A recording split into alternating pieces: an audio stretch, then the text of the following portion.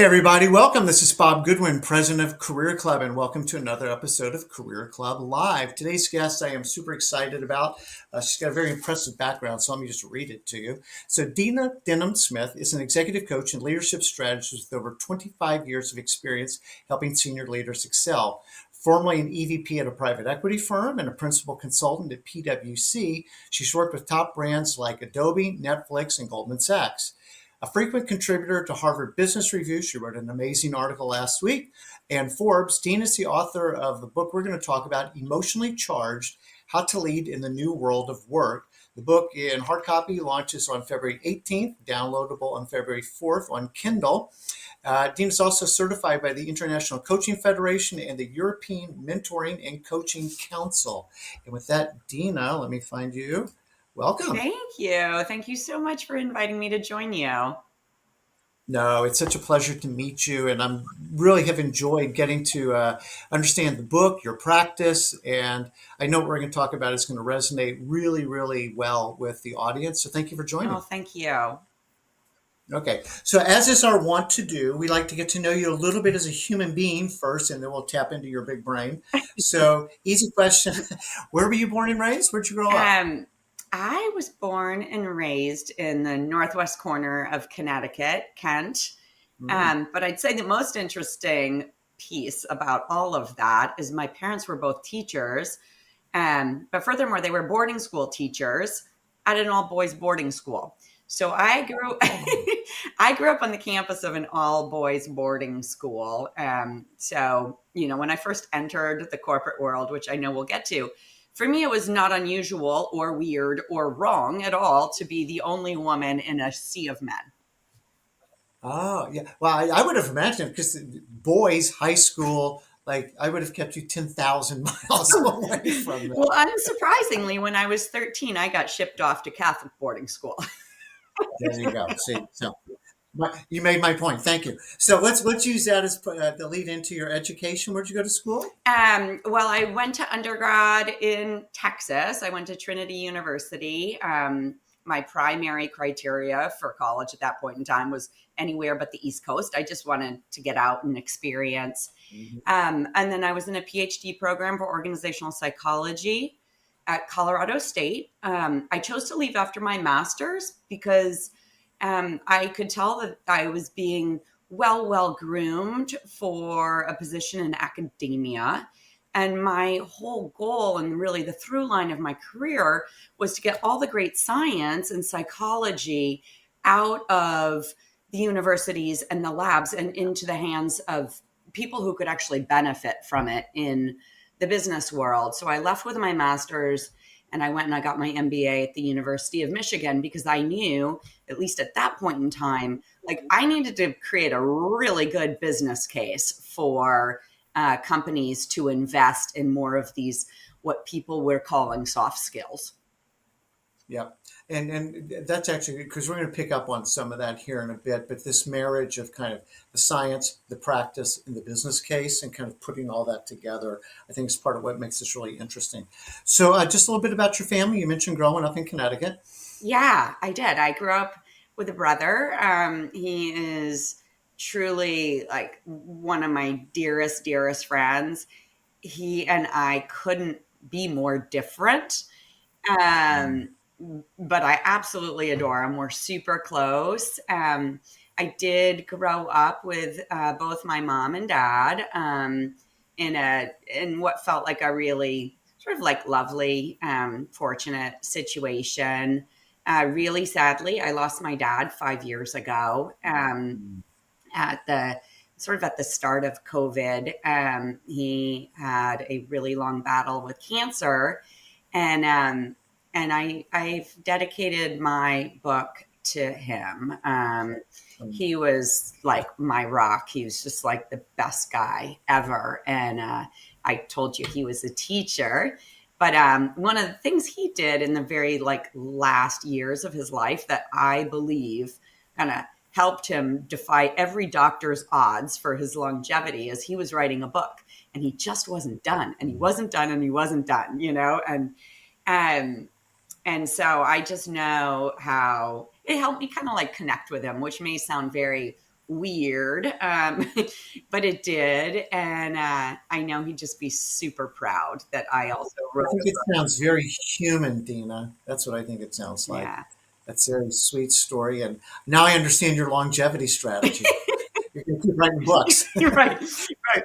You'll be back. You'll be back every year with the book that you've written Yeah, I'll be the oldest woman alive. to stay on planet Earth for another year. I'm just going to keep writing books. Yeah. So I alluded to that, just I guess, your career at private equity at PwC. Do you mind just sort of after school, where your career took you? Yeah. Sort of right after finishing up grad school, I went into management consulting, which I absolutely loved. I was working on sort of large operational and organizational strategy projects. So once again, this really is that intersection of business and psychology. Like how can you move an entire organization into a new model that there are like large pockets of resistance, right? Whether it's just because of the change or they don't like the change. And so had so many great experiences with PwC. Really, really appreciate all the experience and opportunity that they provided for me. Um, while I was working at a client, though, helping them like scale up their organization, um, they asked me to come on board, and this was like back in sort of like dot com boom, and I'm here in the Bay Area, and so I joined a rapidly scaling startup, leading their whole account services organization as well as for sort of affiliated professional services organization. So I went from managing project teams and projects to having an intact team over time. And I had way more scope and responsibility than I had the training for, which is actually something that I feel like a lot of leaders can relate to, right? Like you perform well, and all of a sudden you're given a whole lot more, and now you need to step up and you need to grow as quickly as the role is demanding of you. And there's a huge learning curve there. Um, and so that was one of my first positions as a leader in an organization with sort of this ongoing responsibility for developing the relationships that would enable results over time. And I wish I had an executive coach back then. I could have learned a lot and really benefited, and so could have the people that I managed. um, Hmm. and from there, after a few years of that, moved into private equity, and worked really as more of an internal consulting role there, helping with scale and human resources related issues. So really contributing there as opposed to being out there brokering deals. Right. Um, and have sort of enjoyed that for a good long period of time. And then my husband and I decided to have kids. And as life does, it throws you curveballs all the time, right? And so we, my first pregnancy did not go as planned. And I gave birth at 24 weeks, which is, Oh my yes. goodness. And my oldest child Wow. is here to tell the tale. Thankfully, she really doesn't remember much of that very harrowing experience, but it necessitated me really stepping back from work immediately. I sort of became a fixture in the NICU for the 4 months that she was there, learning anything and everything I could about how do you take care of a preemie. And when she was finally able to come home, she was still very compromised. And so, we were kind of like mom and kid in a bubble, because the immune system was still so fragile. And so that took me away from the career trajectory that had already been put in place. And what it ultimately did, thankfully, she's amazing. She's a freshman at Northeastern University this year. Like, again, another story of really defying the odds. But, it created this break in my career that caused me to step back and reflect on a bunch of things, and ultimately led to this great sort of maybe not last chapter, but current chapter, of executive coaching, and really taking all that I've experienced and learned and funneling it back directly into leaders and teams that I have the pleasure of working with. So, super quick, because this isn't the point of the whole conversation, but you've already identified two things that really, on the human side of Yeah, life, right, with losing your father and having a preemie. By the way, my wife is 3 months premature, so, you understand. but her mom definitely understands. I got the adult version, but the but just sort of, and we're going to get into all the, being an emotionally sensitive leader, but we're dealing with human Yeah, beings, not work producing units. And when we talk about bringing your whole self to work, well, that's your whole yeah, self, right? That's a pregnancy that's not going well, that creates all this other stress. That's what you don't know is my father's got cancer. I mean, like all these things that are going in real people's lives, 100%. and they're more than just the director of marketing, at XYZ company or the lead of client services or whatever. So, that's actually part of what I really like about sort of what I call the icebreaker section of these conversations is you do connect with the human being behind the title or the portfolio or whatever. So I appreciate what you shared. Thanks. Thanks. I mean, we all have stories, and we all have things that happen in our lives that are really difficult. And you may, organizations that are like expect their people to leave that at the door. That's magical thinking, right? Yeah. We can't separate ourselves, um, in this in this really super convenient way, right? Like all of that, we bring it into work, and it can actually lead to like some of our greatest strengths as a human and a leader. But when you're in the midst of it, it can be distracting. And teams that don't allow people to bring that into the workplace, there's still the consequences of all of that stress, but it gets Exactly. bottled up and it comes out sideways.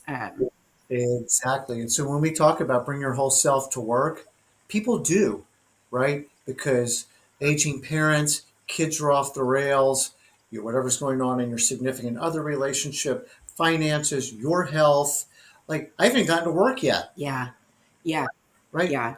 Um, I think one of the important distinctions is like we're always our whole selves, but when sort of the expression of the things that we are or feel or believe is not permitted or is unsafe in an organization, that's where we really run into trouble, because we're ignoring something that doesn't go away, right? Like, emotions don't go away. We can control the expression of them, but all the physiology that's associated with that emotion is still there. And Exactly, that's why exactly. over time emotional suppression does not work. um, You should write a book about this. well, it's embedded. I know the book that, we wrote. It's dense, but we actually have, I think, what's a wonderful analogy for this very phenomenon in there, which is like holding down some negative emotions, like trying to ignore them, suppress them, um, make them go away. It's like trying to push a beach ball underwater, right? And you can do that for a while, by all means, right? Like as an adult, you can hold a beach ball underwater for a while, but it actually gets tiring. And then another beach ball of emotion comes along. And now, you've got both arms, you're trying to like wrap yourself around these beach balls. And the thing is, because emotions are complex, and it's not just the feeling or the label of it, but there's a physiology associated with it. The emotion does not go away if you suppress, ignore, or hide it. It's still there. And so over time, these beach balls are going to pop out. And when they do, they go sideways, right? And they very well can like hit you or somebody else in the face when that was not like the original goal there. So, Right. No, okay. So let's just sort of dive into it sure. then. So you wrote this book, Emotionally Charged, right? And how to lead in the new world of work. What was the impetus? What was the germ that got this book in your mind and your co-author's mind that this is the time, this is the book? Yeah. So for me, I've been working with leaders directly as a coach for, gosh, like 10 years now. But at the start of the pandemic, something became so highlighted. It was just like technicolor, like too hard to ignore. And so it was really like these collection of moments where I was witnessing and hearing from my clients who were all leaders, um, just and seeing like the emotional strain associated with their roles, um, and the toll that it was taking on them personally. And the start of the pandemic was, of course, this exceptional period of time. But what it did was really make something that had been occurring for some time just all the more obvious and intense. Um, and so it was really at that point in time when I was like, there's a lot written about leadership, no doubt about it, but there's very little about like the emotional life of a leader, Mhm. and what that's really like, and the emotional requirements of their job, and the strain that can take on them. And so when I was in this PhD program some time ago, my very dear friend, a friend to this day, she kind of continued on this professor route. And she's now the head of organizational psych at Penn State. And so I reached out to her because she's an expert in stress and emotional labor more generally, and pitched this idea like we should write an article on the emotional labor of leadership. And she was stoked about that. So we wrote an article for HBR, maybe a couple years into the pandemic, something like that. And it really just hit a nerve. It went pretty viral. And I was like, you know what? This is something so much bigger, than just what I'm seeing within my practice, and across the groups of leaders that I facilitate, or teams or individuals or all of that. Like, there's really, really something here. And so it was like all of that. And then Alicia, my co-author, and I both really just share this like deep interest, despite the fact that we went different ways, of, you know, simplifying science, making it consumable and usable by people who can benefit from it. And so the partnership on the HBR article led to this like larger partnership around the book to sort of share insights and evidence-based tools and strategies that leaders could use to really handle the increased demands that they face today. So I think this is going in the right direction. If it's not, you can rerouting. Um, you talk about the pandemic and how it sort of took things that were there and kind of put them in technicolor.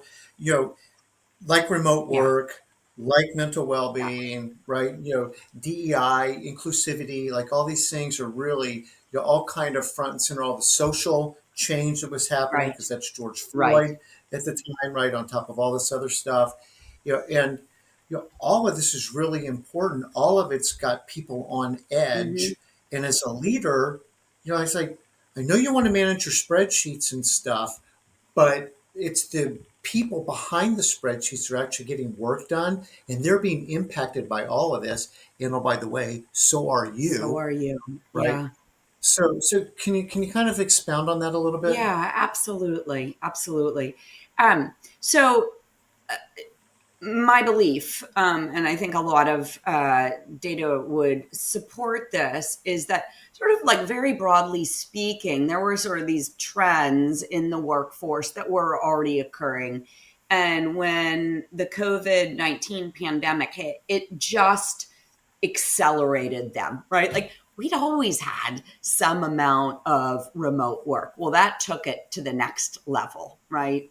Um, there had always been some employee expectations around like working at a good place, right? And having a supportive leader, but it took it to the next level, like the level of support and there's really like the requirement that like workplaces value mental well-being. Employee expectations really skyrocketed. Same with AI and technological advances. Same with some of the polarization that was getting experienced in teams, where especially where there's diversity of backgrounds or perspectives or more surface level like attributes of diversity. And so all of the pandemic just like accelerated things that were already occurring, and it increased the emotional demands on leaders by a whole lot.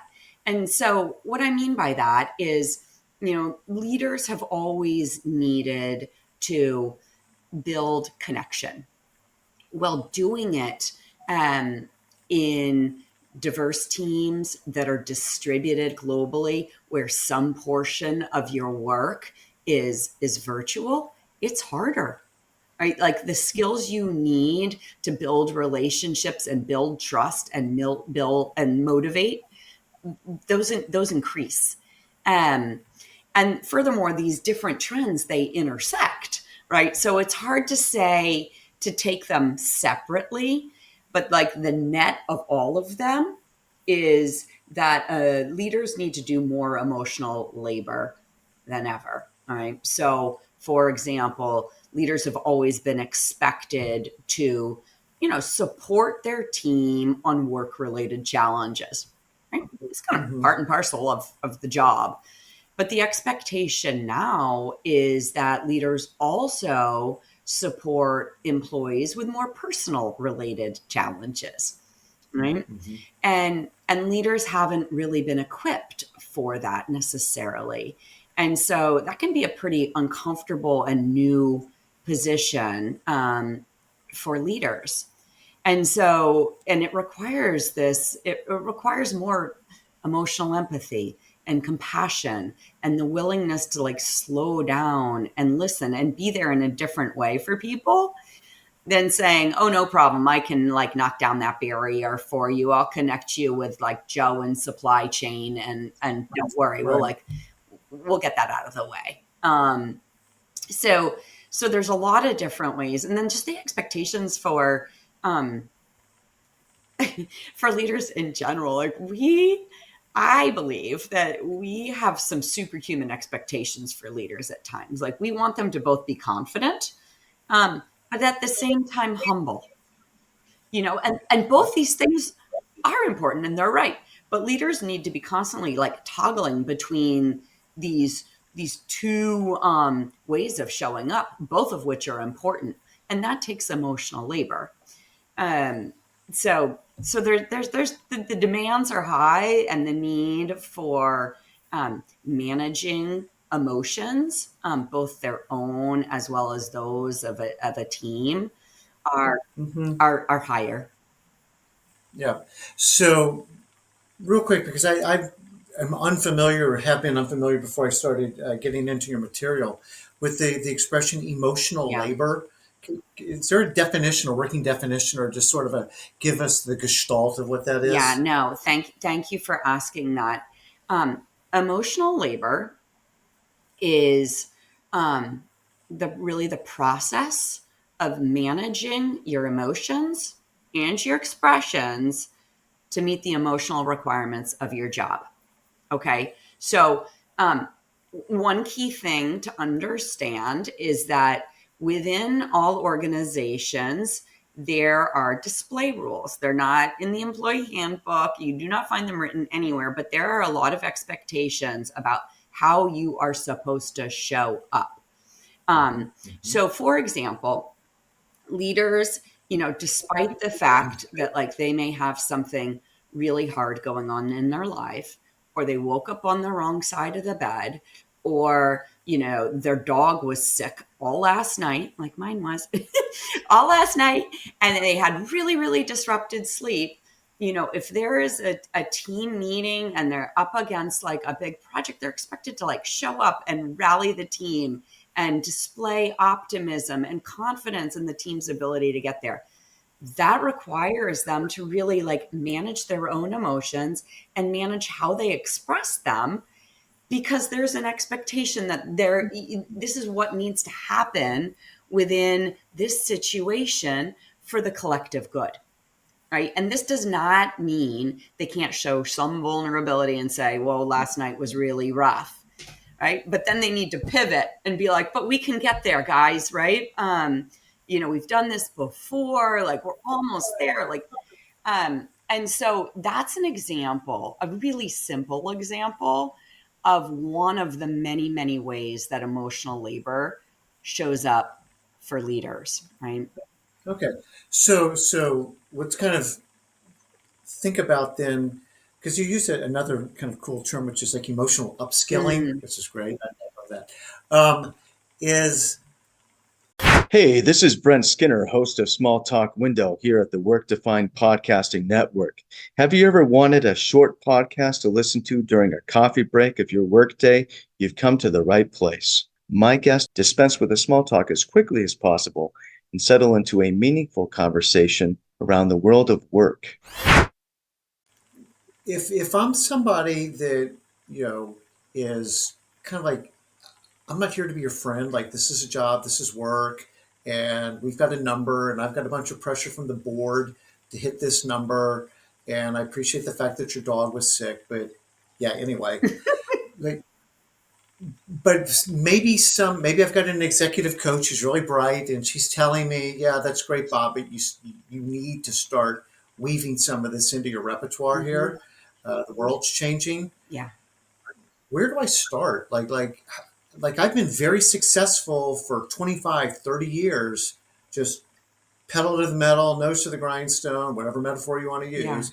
And now you're telling me no, but I also need to like give you a hug and find out about the dog. Like, I kind of don't care. I just want the job done. Yeah. Yeah. Yeah. No, I mean, there's really been, we're, we have been and we continue to move away from sort of command and control styles of leadership. And I absolutely 100% get like this pressure cascades downhill. Right. Yes. Right. So I have a lot of empathy for all levels of leadership, even the CEO, especially of public companies, right? Because they've got the shareholders breathing down their neck and the board. There's no hiding. There's no hiding. And so where does one start?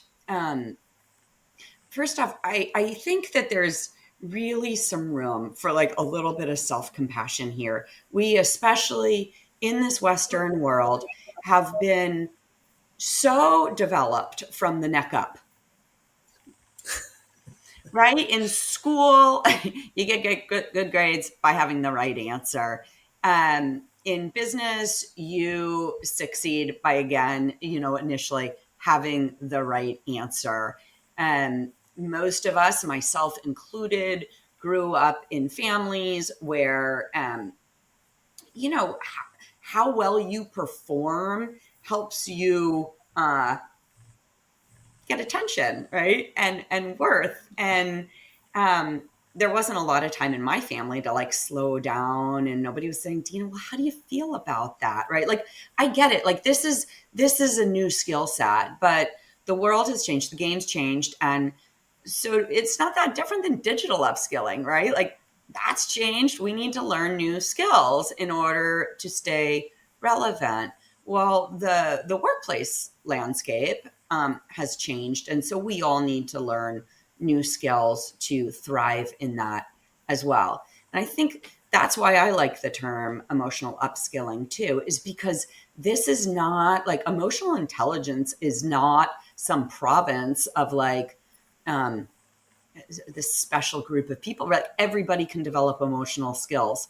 And that's really the purpose of our book, is to equip people with the emotional skills that they need to thrive in today's work world, which will enable them to perform emotional labor more effectively, more healthfully, because there can be really significant consequences to your health over time. And Yes. not inconsequentially, these are the same skills that help you build emotional intelligence more generally. Um, So is there sort of like a foundational level of emotional skills? So if this is like not my natural yeah. lane, I'm very much in this, performance based and whatever. And I hear you. I can see that the world of work has changed. So I'm not even arguing the problem statement, but I'm not sure what to do Yeah. next. Where would you have me start? Um, I would have you start in a couple different places. One is understanding what an emotion really is, which is it is information, it is data. Um, it is such a fundamental like piece of input that when you attend to it, you can make better decisions, you can have better relationships, and you can have stronger results. So I think that emotions have gone a bad rap because we call them feelings, right? Like they're like the other F word. In fact, they what they are is data. And so I think it's important to understand that and shift your mindset to really realizing that. And I'm not going to go into all that's there, but like our book has a whole chapter just helping people understand scientifically what actually is an emotion and what is the value that it provides. So one is realizing the value that emotions can actually offer you. Mm. Um, Two is just try to start to notice them, right? We like, because of like the strong training of our heads, um we we spend a lot less time paying attention, like what's going on in our body, what's going on with my feelings. But when you understand that these both provide data that you can like mine for your own benefit and the benefit of others, um, what you need to do is like slow down and pay attention. So when you feel a rush of something, um, think to yourself, like, where am I noticing that in my body? I call it like the three N's. Uh, where am I noticing this? What label would I give it? Like, what would I call this thing I'm feeling? And then what is the need there? If you work yourself through this very short framework over and over and over again, you are going to build such emotional self-awareness. And we can kind of get into that more, but let me add the third part and then I'll see where you'd like to go with this. Yeah. Which is um, having an expanded emotional vocabulary is profoundly helpful. When we are stuck at the level of like, I'm mad, I'm sad, I'm glad, we are missing so much of the nuance that exists in ourself. Like if you Mhm. say I'm sad, like what do you really mean by that? Like, are you lonely? Are you disappointed? Are you bereft? Do you feel Mhm. empty? Like, like what's your sad? And so having this expanded, it's like an artist with like a huge palette, right? When you start to have this expanded vocabulary, you're so much better able to recognize these emotions in yourself as well as others, thereby communicate them and regulate them more effectively. And there's lots of different ways to learn these words. There's emotionless, there's emotion wheels. You can get these easily on the internet. You can read a book or watch a movie and just try to pay attention to like what's all like the emotion that's occurring like between those words, right? because it's a whole channel of communication, and most of us just haven't had the training to tune into that. So, um, Now, I appreciate what you're saying, and a little bit of a recap. Even in my own executive coaching stuff, what we see is people oftentimes are not that self-reflective and self-aware sometimes. And to the extent they are, they often lack the right. vocabulary. And so what you're talking about is, notice, name, what's the need. I followed your Yep. three N's. I speak alliteration too, by the way. So you have your three N's. But that kind of name it to tame Yeah. it is what am I feeling? A friend of mine is a CHRO at NASCAR, and he has one of those emotion wheels. I'd never seen one until Ah, like a few weeks ago. And he's like, "Oh, Bob, you got to check this thing out." And I'm like, "That's cool," because as you're saying, there's so many gradations of some of these emotions that we just sort of put this big headline emotion title on. Well, that's not actually what I'm feeling, but I lack the vocabulary to actually, oh, that's it, right? That is what I am feeling. And then to your third in, okay, what's the need behind that? Why do you think that we're feeling this yeah. way? And you're very, I really resonate with what you're talking about. But I want to go back to, it's a really interesting insight. I haven't heard you say this before, which is using emotions as a data point. Mm-hmm. Right. And this is a little off script, not that we're on script, but this might be a little off script, which is I've been, the past couple of years maybe, I find a lot of mostly men, I think, who have been reading Marcus Aurelius and Mm-hmm. Stoicism, right? His book Meditations, and he would put forward that it's a lack of knowledge that people make bad decisions. It's a lack of knowledge and it's emotion. And like I really kind of there's some good self help, kind of resilience and stuff like that. But I think it's kind of more your beach ball thing. Like that might work for a while, but you're denying this fully integrated human being, the way that we've been designed, the way that you can just see this is how everybody's wired. And to say that everybody's wired wrong because we have emotions, like that just doesn't even pass common sense to me. But it's what we do with it, I think, is brilliant of what you're describing. Yeah, it's what we do with it. We all have emotions. They served a profound role in our survival, right? And so they absolutely, like most parts of us, serve a really important role. Um, we just haven't necessarily taken the time to attend to it.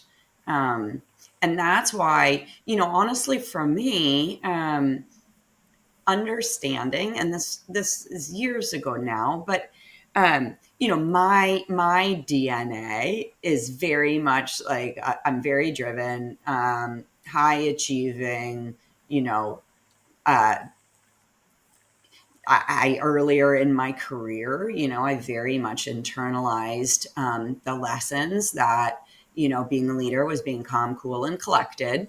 Um, Mm. given my drive, I felt like, slowing down for emotions. Why? Like, let me just push that out of the way, because I've got stuff to do, right? I've got to get things done. Like, nothing's getting in the way of that.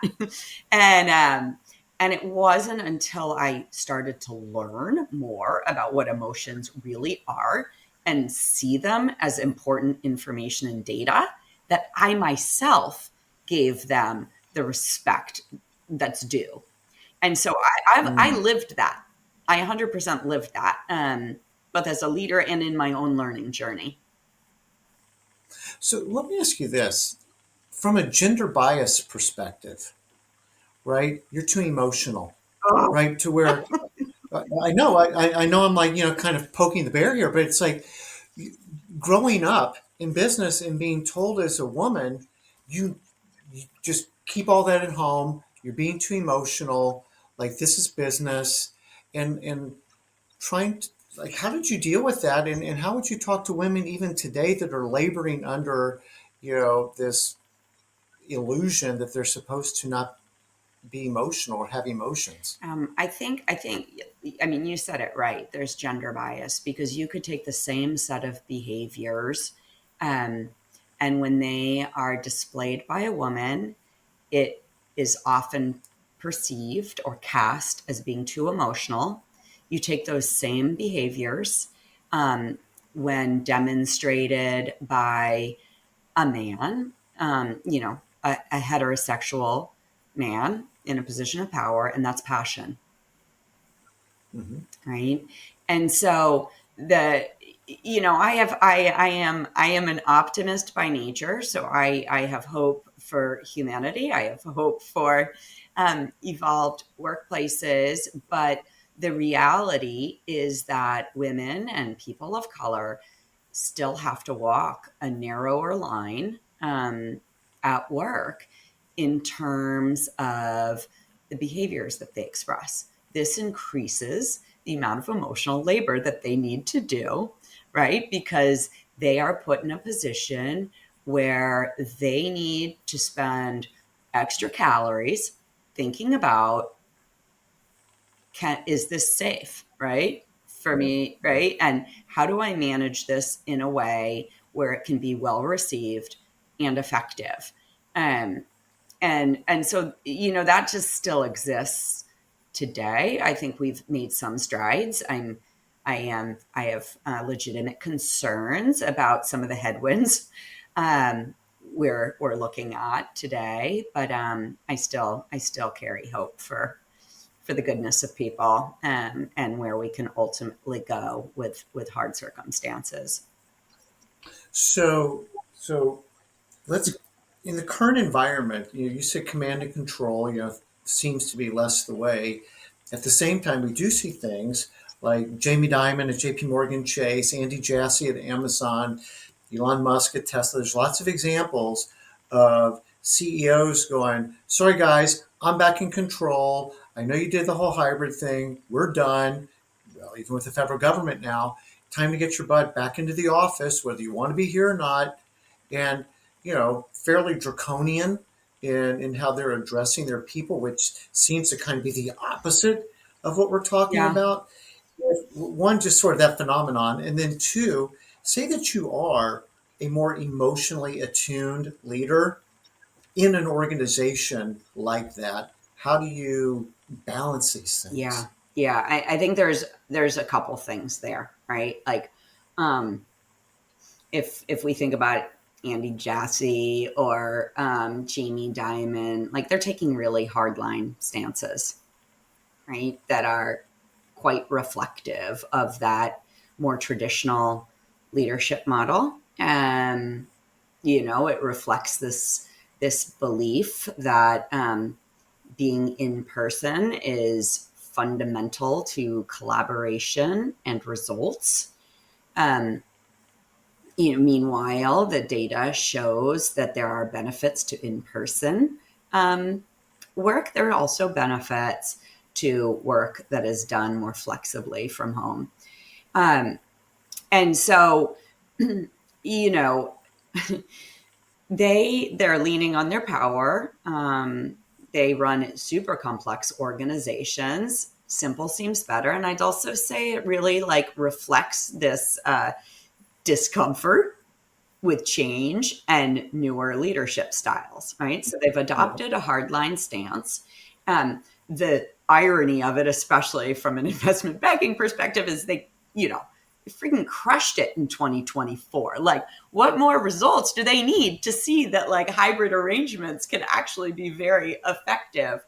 And from what I've seen across the numerous companies that I work at, it is a complex solution, but the hybrid model is very, very effective in terms of reaping the benefits of the in-person work as well as some of the more remote work. And surely there are teams that need to be in person all the time. There's no doubt about that. So, my perspective is that really the smartest is to decentralize the decision making about this. When that doesn't occur, you asked about this question, like what can leaders who disagree with this model do? It comes back to start where you are, do what you can to be flexible and attuned within your team. Like, don't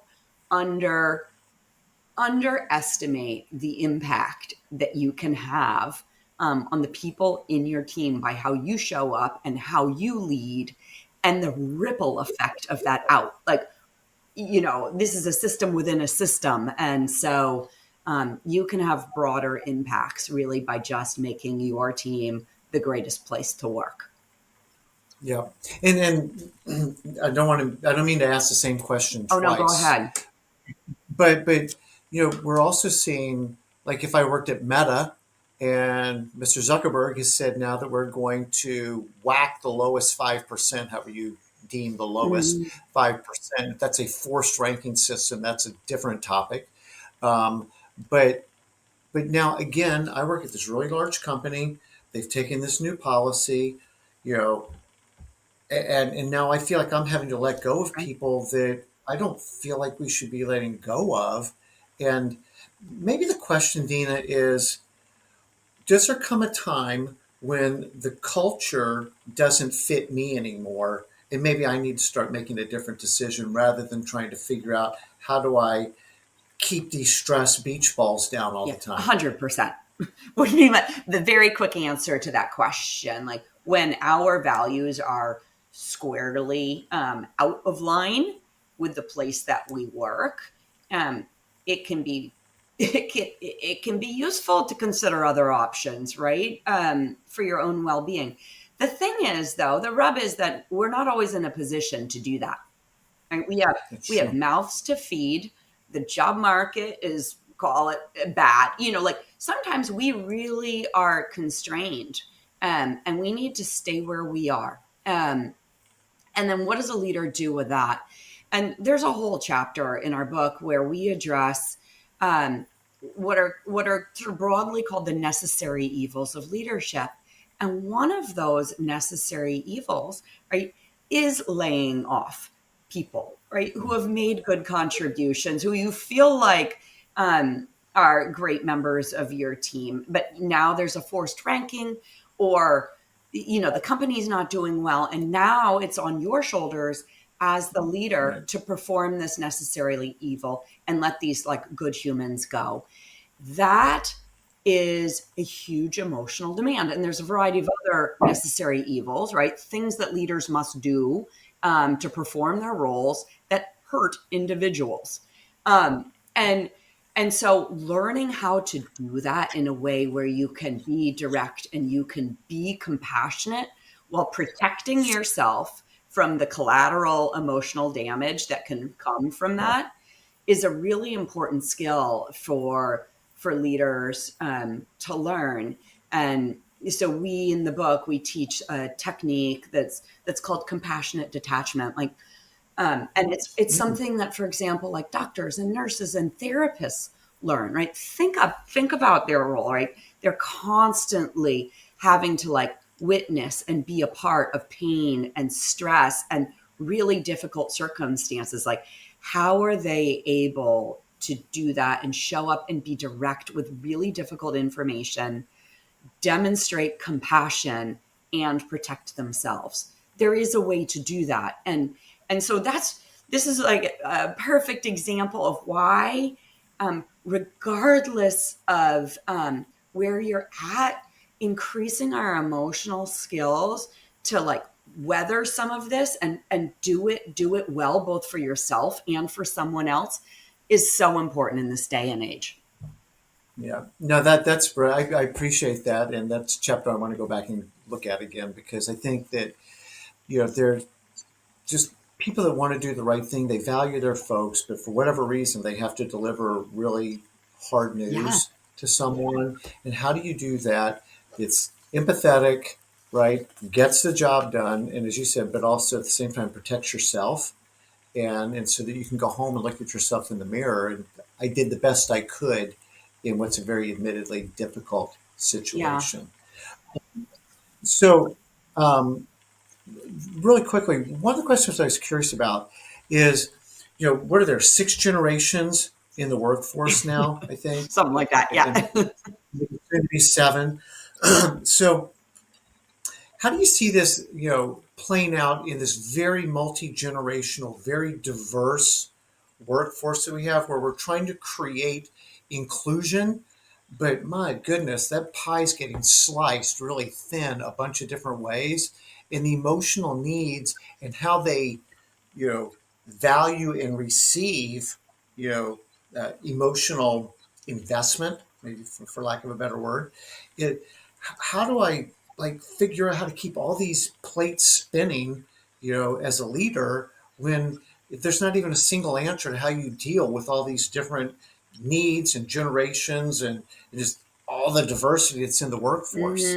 So are you asking more around like, given this backlash against DEI, how do we build No, inclusion, or is it more like, no, no. how do I deal with all these different people on my team who all have all these diverse, Just, yeah. I mean, just like there's like 52 different cells here that I'm trying to manage. Like this is getting very heavy math of how to meet everybody's yeah, needs. yeah. First off, if you have 52 direct reports, then we have got a bigger problem. um, but it really is important. Like your team will be most effective. You will create the best results if you customize your leadership to the person, right? Because we are not, to one of your earlier points, people are not the same, right? We are not like cogs in a big machine. And so, there's a term, I'm sure you're going to be familiar with it, situational leadership, where you're really thinking about like, what does this person need in order to do their best work? I think that's the hallmark of a great leader, right? And that can include anything from like, what task related help do they need? What kind of coaching do they need? To what motivates them, right? And how should I engage with them such that they feel like deep meaning and connection to like the work that they're doing. And Yes. so acknowledging who you have on your team, seeing what matters to them, seeing what their needs are, and attending to that, that's great leadership. And that's like your fast track to excellent results.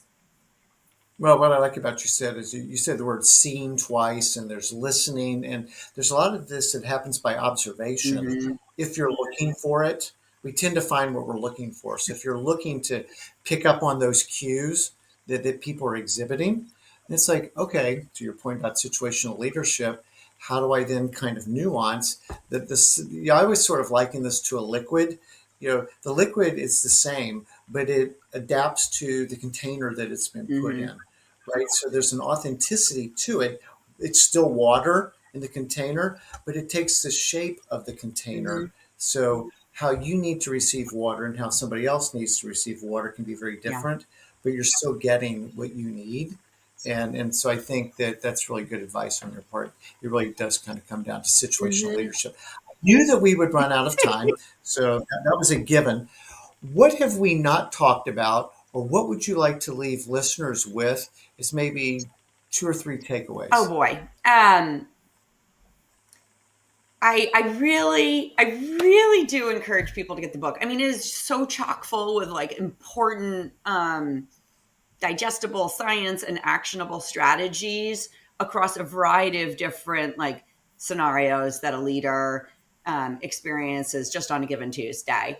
But I think if I were to like raise it back up, I'd say emotions are information. Like ignore them at your peril, truly. Like if you ignore the emotions, they don't go away. um, if you're a human or you have humans in your midst, emotions are there. So like you're saying, like we see what we look for. Look for the emotions. Look for them in yourself. Look for them in your team. They will provide you with so much supplemental, useful information for making better decisions, crafting stronger, more connected relationships, getting more out of your life, getting more out of your team, and better results in the things that really matter. Um, so I guess that's what I would end with. No, I like that. And so, I would, again, we said this at the beginning, but the book's obviously available on Amazon on February 18th. The download is available on February the 4th for Kindle, Yeah, right? and pre-orders are available now, so you can get it on the 18th. Show up at your door. So I would really, really encourage people to do that. I was fortunate enough to get an advance copy. Amazing. And then if people wanted to learn more about your executive coaching practice, how can they do that? Two primary ways. In terms of socials, I live on LinkedIn. So you can find me there, Dina Denham-Smith. I would love if you connect with me there. And then my website is Dina, D-I-N-A-D, Smith, SMITH.com. And so you can easily connect with me there as well. Dina, I knew this would be fun. So thank you so much. This has been great. And we're going to have you come back because people are endlessly fascinating. And I think we've kind of scratched the surface in some ways. So thank you for joining today. Thank you. And I'd love to come back. So wonderful. And for viewers and listeners, thank you so much for investing a few minutes of your time. Please go get the book. Let's just read the name of it again. It is Emotionally Charged: How to Lead in the New World of Work by Dina Denham-Smith. So thank you again, and we'll see you on the next episode. I know you're good.